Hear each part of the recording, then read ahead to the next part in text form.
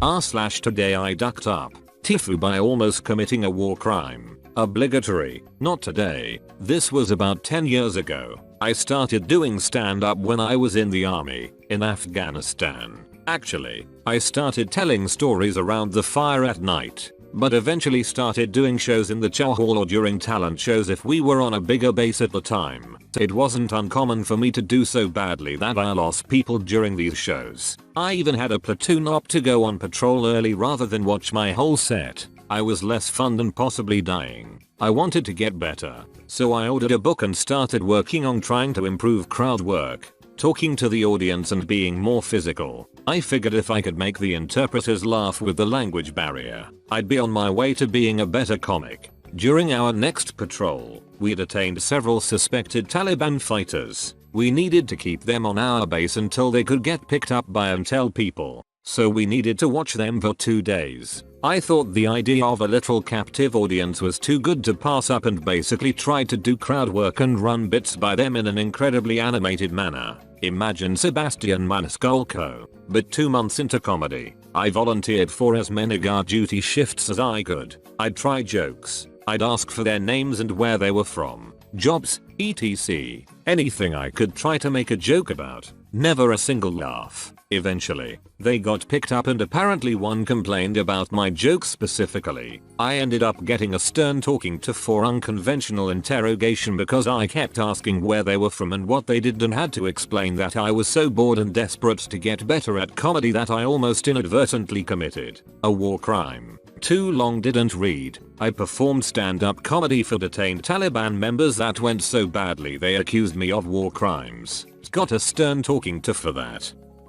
TIFU by using a nose hair trimmer to manscape my nether regions, and subsequently revealing mankind's most horrible secret on Reddit. As preface to this TIFU, I am committing one of the greatest societal taboos and revealing a secret that heretofore has been zealously guarded throughout the ages. It is a correlate to childbirth in that just as postmenopausal women wouldn't dare tell an expectant mother how truly agonizing childbirth is, no man in his 50s would traumatize a man in his youthful prime with fears of the anatomical horror that is to come. But times have changed and new technology places men in grave danger, so now you must know of this biological atrocity, in order that you might avoid my disastrous FU. Sometime around midlife, men's hair follicles undergo a revolting mutation. While hair atop one's head thins and drops, new hair grows in places you never imagined. Bristle stiff tufts sprout outside and inside of ears, and up nostrils. Eyebrows become bushy, unruly and coarse. Pubic hair turns grey and scraggly. I shit you not.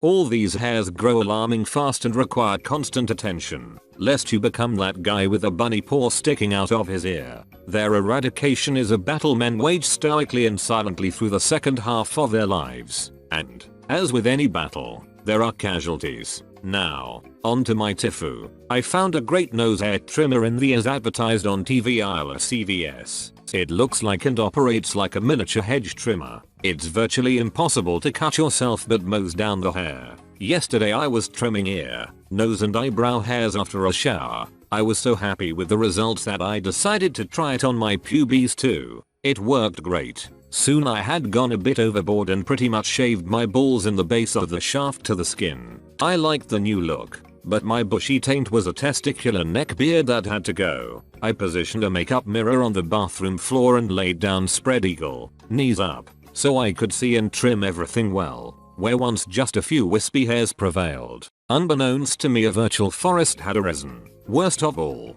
my butthole was sporting bored mustache brows. Trusty new nose hair trimmer in hand, I prepared for battle. The ass brows had to go first. I began on the left and quickly decimated the bunghole caterpillar. I moved decisively to the right, prepared to take down ass brow 2 with one swift stroke close to the skin. However, this was not to be. Instead, my ass hairs wrapped around the trimmer blade like Rapunzel using a superheated curling iron, pulling the device tight against my skin and jamming the blade. The hairs were being ripped from my flesh and the pain was excruciating. No matter how I tried, I couldn't remove the trimmer. Wiggling it tugged the hairs more. Restarting it was a double down that I lost. The hairs were wound even tighter against the blade. I frog walked naked to my bedroom, one hand holding the trimmer tight between my butt cheeks. and searched for my cuticle scissors. No luck. I did however find a carpet knife. Unbearable pain breeds desperation.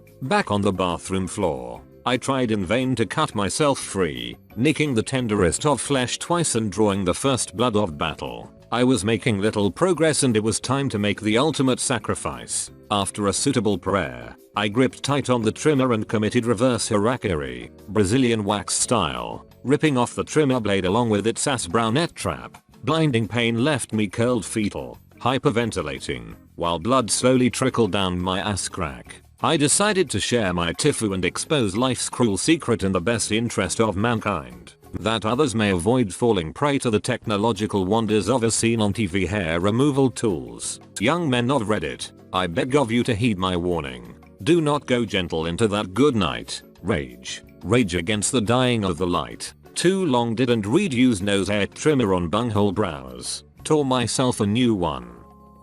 TIFU by accidentally letting my landlord watch me come. This didn't happen today, but exactly today last month. I live in an apartment by myself and for about a week or so in September we had a notice in the foyer of the apartment building that any apartments with windows facing the front of the building, mine included, will have the windows replaced with much better sound insulating window on the 28th of October 2019. This was due to be done a fairly long time from the day I read the notice, so I set a reminder on my phone as I was walking out the building and on my way to work. Fast forward a month or so. I wake up as usual, make some coffee, have some breakfast. I'm kinda 1 stroke too ready to go to work. Awake but not dressed. I'm chatting to my girlfriend via Facebook Messenger. We live apart, and she was very horny that morning and things kicked off fairly quickly. Before I knew it, I was butt naked laying on top of my duvet and blankets. It was still fairly warm here in October, enjoying myself and sending each other videos. I have very loose working hours, so it didn't matter if we continued for 5 minutes or 2 hours. With my girlfriend sending me rather naughty videos, I decided to put my earphones in so I didn't share those sounds with the rest of the neighbors. They are in noise cancelling headphones and once they're in, you wouldn't even hear someone shouting 2 feet away from you. My girlfriend and I are having a whale of a time when suddenly, I can feel some vibrations in the frame of my bed. I have a tram that runs right outside my apartment and every time one passes, I feel the same vibrations. I thought nothing of it, assumed it was a tram and carried on, with the videos of my girlfriend playing at full force. Laying there fully naked on my bed, I start to come. As soon as I do, I catch something out of the corner of my eye. I turn my head to see my landlord and 2 construction workers walking swiftly into my bedroom. I start manically trying to find something on the floor to cover up with. A towel, a jumper, anything.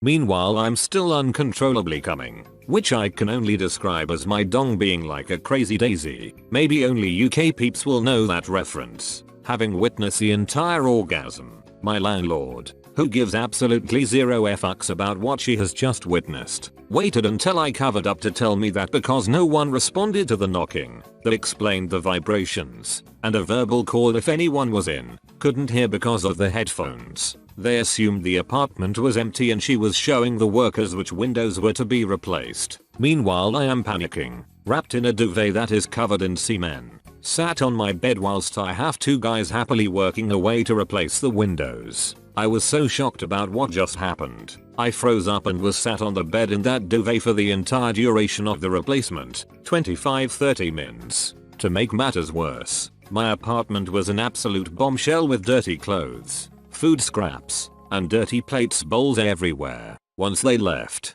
I went to check the reminder I set for the repair work, only to realize in my haste to get to work, I set the reminder for the 28th of November 2019 rather than the 28th of October 2019. I never turned the reminder off and it served as a good reminder today to share this story with you guys. TLDR. Set a reminder for repair work for the wrong month. My landlord and 2 workers walk in on me blowing my load uncontrollably as I'm watching sexy videos of my girlfriend.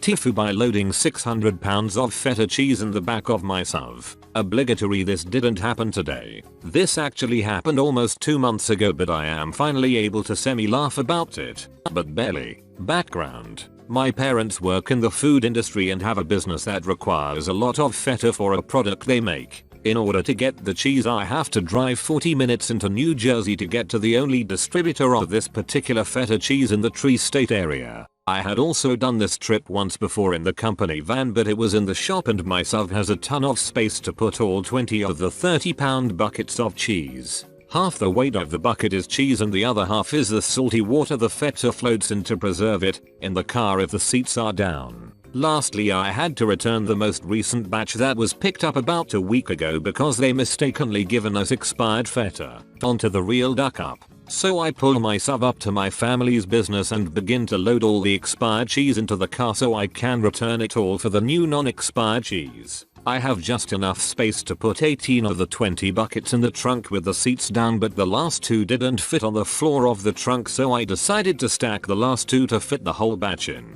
They seemed pretty secure because they locked into place when they are stacked, so I didn't think much of it. Everything is going well for the first 10 minutes of the drive, so I'm feeling good and I'm making good time. But then the TIFU happens. I'm waiting at a traffic light behind 2 cars and the light turns green. The 2 cars in front of me start to accelerate and I do the same, but a forklift decides to back out of a driveway and cut me off, so I ease on the brakes, but the forklift is still backing up, not realizing I'm there, so my ease on the brakes becomes a slam. The next thing I know, the 2 buckets of feta that were stacked on top of the first row go flying to the front of the car and both smash on the center console. There's briner feta water completely splattered all over the seats and windows. My hair has large chunks of feta. The cuff holders are 4 inches deep in feta water. There's chunks in the rug and in the AC vents. It is basically a recreation of the scene from Pulp Fiction with the gun going off in the car, except instead of brains and blood it's feta chunks and feta water.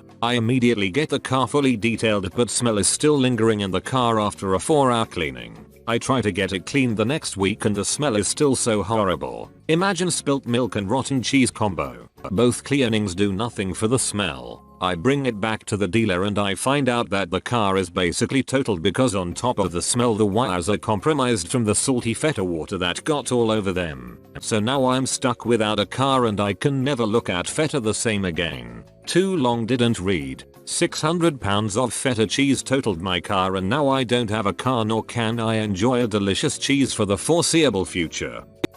Whoa, you made it to the end? You're a ducking beast. I'll cut you a deal. Smash like and subscribe for more curated content. It's free and that's a great price.